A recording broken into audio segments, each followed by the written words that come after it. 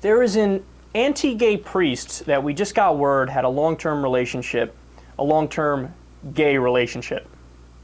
What a surprise. Cardinal Keith O'Brien is the former head of the Roman Catholic Church in Scotland, who was accused of groping priests since the 1980s. He was physically involved with one of his accusers for years, according to a new report in the Scottish newspaper, the Herald. According to the report, the unnamed man now works as a priest in mainland Europe in a post that the cardinal helped him secure. O'Brien was accused last month by 4 men, 3 priests and 1 former priest, of inappropriate behavior that went back to 1980. In February, he resigned as head of the Scottish Roman Catholic Church. Quote, "For any failures, I apologize to all whom I have offended or touched on their ass." Now, I made that part up, but he probably did a whole bunch of that and poking and whatnot. All right, that's nasty.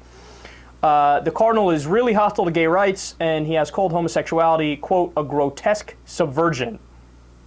Another accuser is suing O'Brien over the abuse allegations, claiming he was groped and kissed by the cardinal when he was 19. The man, who wishes to remain anonymous, told the Telegraph he chose to come forward after he learned that there are many other victims.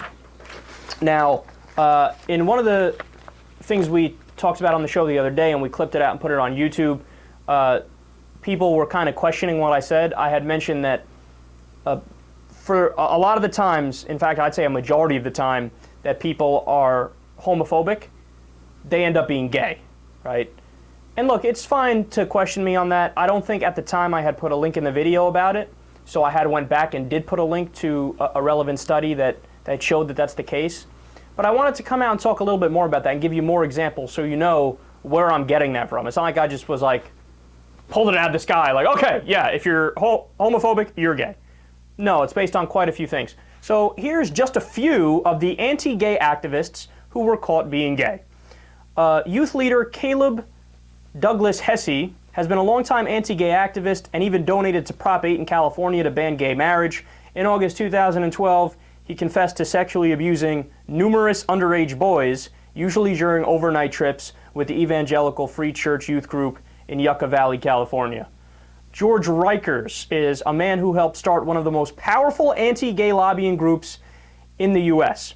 He wrote a paper called "Growing Up Straight: What Families Should Know About Homosexuality." He's very interested in homosexuality for a so-called straight man. He went to rentboy.com to hire a young man to carry his luggage, I'm not kidding about this, and also give him daily handjobs. But no, he hates the gays though, that's one thing that's for sure.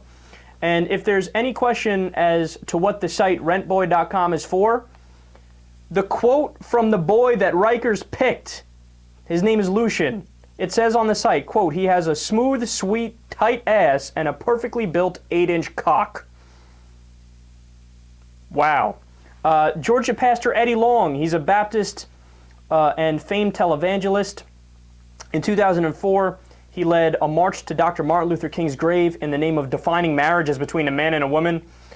He has also been quoted as saying that his church can deliver people from homosexuality, and he's now currently being sued by 4 young men, ages 21, 20, 23, and 22, for sexual abuse.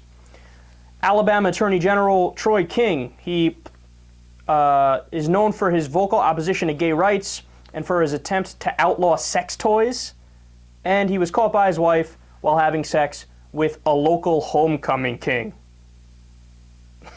You can't make up some of this stuff. Richard Curtis is a Washington state representative with an anti-gay voting record. He bought 2 gay porn tapes and offered $1,000 to have sex with a male prostitute named Cody Castagna. And when Castagna found out that he only had $200, he took a picture of him. And in the picture, it's the night they had sex, he was dressed as a woman. Ted Haggard, of course, megachurch superstar.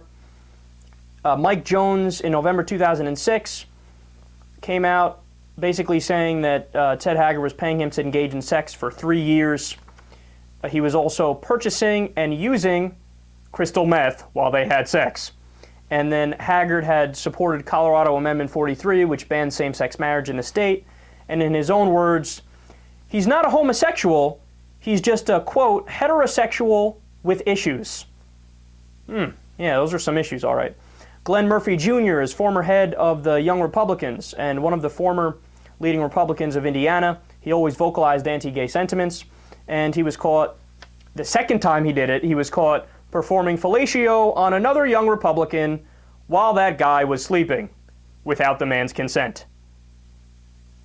David Dreyer is a Republican member of the U.S. House of Representatives who has voted against gay marriage rights, gay legal rights, and gay adoption rights, and was part of an organization called Californians for Bush in 2004. Not that kind of Bush, because he likes cock. He's been accused of having sex with members of his staff and even paying his alleged boyfriend a high salary.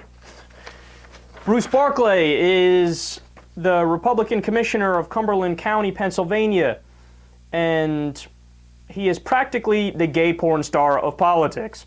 Due to an allegation of rape by 20-year-old male Marshall McCurdy, police obtained a warrant to search Barclay's home on March 31st. They didn't find any evidence of rape. Instead, they found videotapes of hundreds of sexual encounters with men that Barclay filmed on high-tech surveillance cameras. And that's not even half the list. I got this list from Ranker.com, the top 15 anti-gay gay people. And then there's Spokane Mayor Jim West, wide stance Larry Craig, you remember that? He's trying to suck dudes off in a bathroom. Congressman Ed Schrock, Florida State Representative Robert Allen, who was arrested for offering to perform fellatio to an undercover cop in the men's room of a park for $20. Stay classy, dude. And Mark Foley asking underage boys how long their penis is, if you don't remember that. Philip Hinkle of Indiana, state representative, asking 18-year-old boys for sex on Craigslist. It goes on and on and on and on and on. I could go on all day. I don't have all day to talk about this, man. But here's the bottom line, and here's what it comes down to. It's what's going on psychologically in these guys. So why is it that anti-gay people are more likely to be gay, right? They're overcompensating, right? It's like, I don't like gay people. Forget that. They shouldn't get the same rights. They're lesser than straight people, and that's not right. It goes against the natural order. So, dude, calm down. Why do you care so much? Like, for instance, I'm straight, so I couldn't care less about the gay community. Now, I want them to have all the same rights and all the equal protection under the law. In fact, I think that should be true by definition. It's not even a discussion or a debate, right? But I don't care what they do. I don't have a horse in that race, right? But these guys who are so vehemently against it, it's the overcompensation. It's them saying, God, I don't want to love penis, but I love penis, and I want to rub baby oil on men. God, yes!